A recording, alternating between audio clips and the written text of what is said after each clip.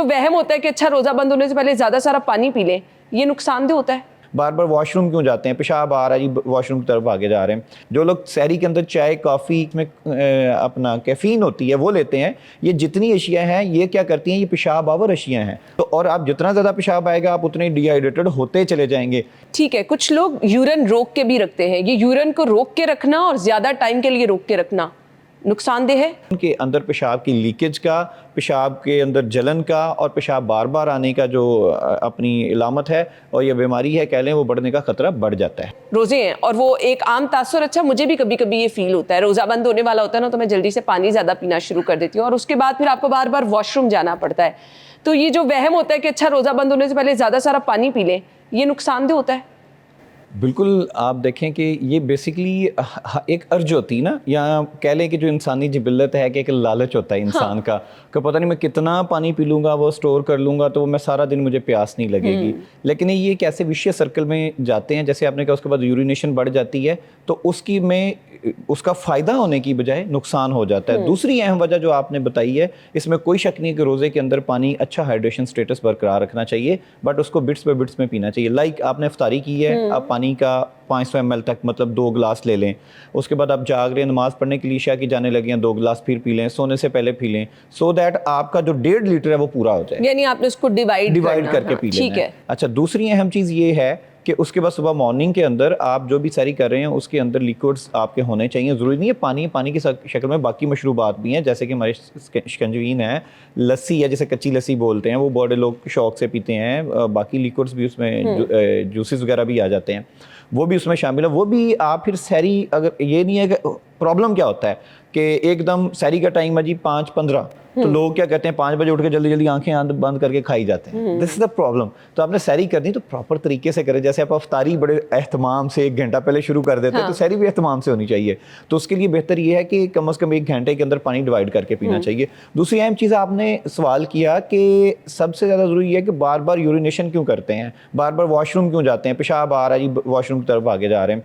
एक तो उसमें ये हो जाता है कि सडनली पानी बहुत ज़्यादा पी जाना। दूसरी अहम वजह होती है जो लोग सहरी के अंदर चाय और कॉफ़ी पीते हैं। जो लोग सहरी के अंदर चाय कॉफ़ी कोक या ऐसी चीज़ें जिसमें अपना कैफ़ीन होती है वो लेते हैं, ये जितनी अशिया हैं ये क्या करती हैं, ये पेशाब आवर अशिया हैं। अच्छा। मतलब कि इससे यूरिन ज़्यादा आता है। अगर आपने सहरी के अंदर चाय पी है, कॉफ़ी पी है, तो वो डायूरिसिस करेगी और आपको पेशाब ज़्यादा आएगा। तो और आप जितना ज़्यादा पेशाब आएगा आप उतने डिहाइड्रेटेड होते चले जाएंगे। इसलिए मैं ये तो नहीं कहूँगा कि जैसे वो एक साहब ने समोसे बंद कर दिए थे कि मैं आपकी चाय और कॉफ़ी बंद कर दूँ, लेकिन मैं ये ज़रूर कहूँगा चाय और कॉफ़ी पिएं, लेकिन अफ्तारी में, ताकि आपके पास रात को ऐसा टाइम होता है जिसमें आपने ये कह लें कि खा पी सकते होते हैं ना, रोज़ा नहीं होता, तो उस दौरान अगर आपको यूरिनेशन ज़्यादा होती है तो आप पानी भी ज़्यादा ले सकते हैं। तो लिहाजा आपके प्रोग्राम की वसासत से चाय कॉफ़ी ज़रूर पिएं, लेकिन बेहतर है अफ्तारी में लें। ठीक है, यानी सहरी के टाइम पे अगर आप पिएंगे तो कैफीन की वजह से आपको बार बार यूरिन ज़्यादा आएगा और फिर प्रॉब्लम करता है बहुत सारे लोगों को। तो डॉक्टर साहब ये कह रहे हैं कि जी प्रेफर ये करें कि आप सहरी के टाइम पर चाय मत लें, आप कॉफ़ी या चाय अगर आपको लेनी है तो वो अफ्तार के टाइम पे ले लें, तो वो आपके लिए ज़्यादा बेहतर होगा। यूरिन, क्योंकि रोज़े की हालत में आप पानी नहीं पी सकते हैं, तो कुछ लोगों को प्रॉब्लम ये होता है कि बर्निंग होना शुरू हो जाती है, जलन के साथ यूरिन आता है और फिर ऐसे बार बार यूरिन आता है।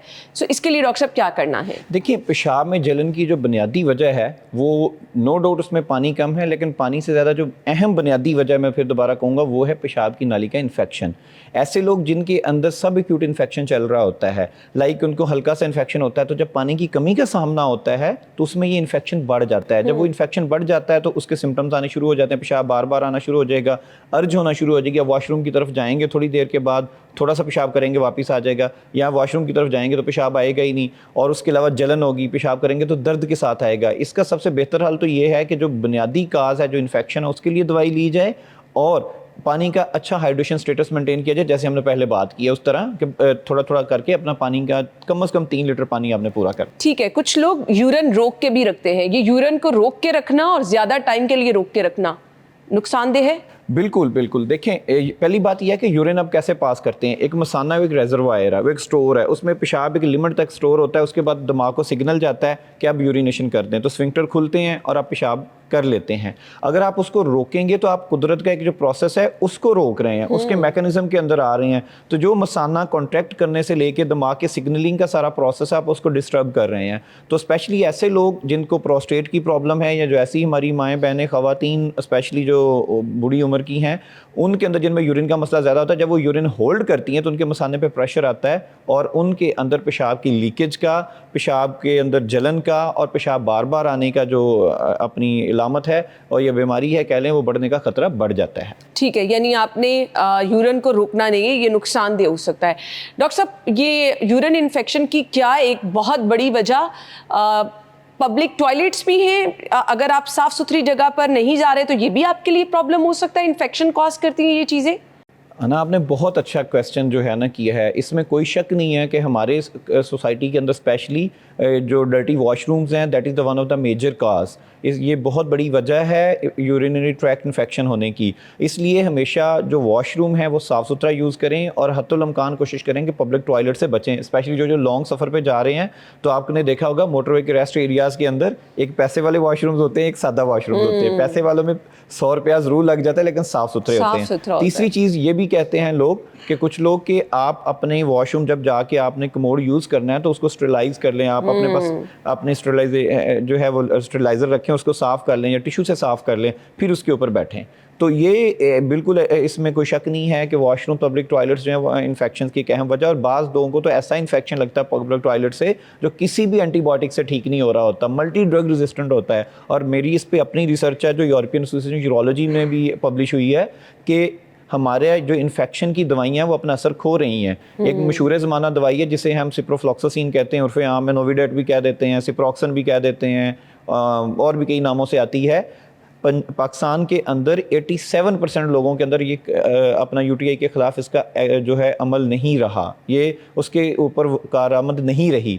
लिहाजा ये इससे अंदाज़ा लगा लें कि हमारे इन्फेक्शंस की जो रेजिस्टेंस है वो कैसे डेवलप हो रही है। तो उसकी वजह ये है कि ऐसे बग्स आ रहे हैं जो ड्रग्स के ज़रिए असर ही नहीं आते और इन्फेक्शन काज करते रहते हैं। जब यूरिनरी ट्रैक्ट इन्फेक्शन होता है स्पेशली फ़ीमेल के अंदर, ये बड़ी अलार्मिंग है। हर 3 में से एक खातून जो है अपनी ज़िंदगी में यूटीआई लाजमी एक्सपीरियंस करती है। एक तो वजह डॉक्टर साहब ने बता दी इन्फेक्शन होने की कि आप पब्लिक वॉशरूम का इस्तेमाल बिल्कुल ना करें। पुअर हाइजीन भी एक इशू हो सकता है कि बार बार इन्फेक्शन किसी को हो रहा है? बिल्कुल, इसमें कोई शक नहीं। देखिए, ऐसे तमाम अवामिल जिसकी वजह से आपका जो आप ये कह लें कि जरासीम के फैलने को, या उनको ऐसा इन्वायरमेंट मिलता है, डर्टी इन्वायरमेंट मिलता है जहाँ पे वो ग्रो कर सकते हैं। जैसे हम कहते हैं कि हाथ ना धोएं तो जरासीम फैलते हैं, तो लाइक सेम वाइज स्पेशली जो पर्सनल हाइजीन है वो बड़ी ज़रूरी है। वो तमाम मेल फीमेल के लिए बहुत ज़रूरी है। स्पेशली जो फीमेल हैं उनको बहुत ज़्यादा ख्याल करना चाहिए क्योंकि उनको इन्फेक्शन का खतरा मेल से ज़्यादा होता है। तो जितनी पर्सनल हाइजीन की सफाई सुथराई का ख्याल रखेंगी, इन्फेक्शन होने का खतरा भी उतना ही कम होगा। सही। सो अगर आप चाहते हैं कि इन चीज़ों से बचें, एक तो आप पब्लिक टॉयलेट का इस्तेमाल बिल्कुल ना करें और हाइजीन का, पर्सनल हाइजीन का बिल्कुल ख्याल रखें, तो इस तरह के इन्फेक्शन से आप महफूज रह सकेंगे।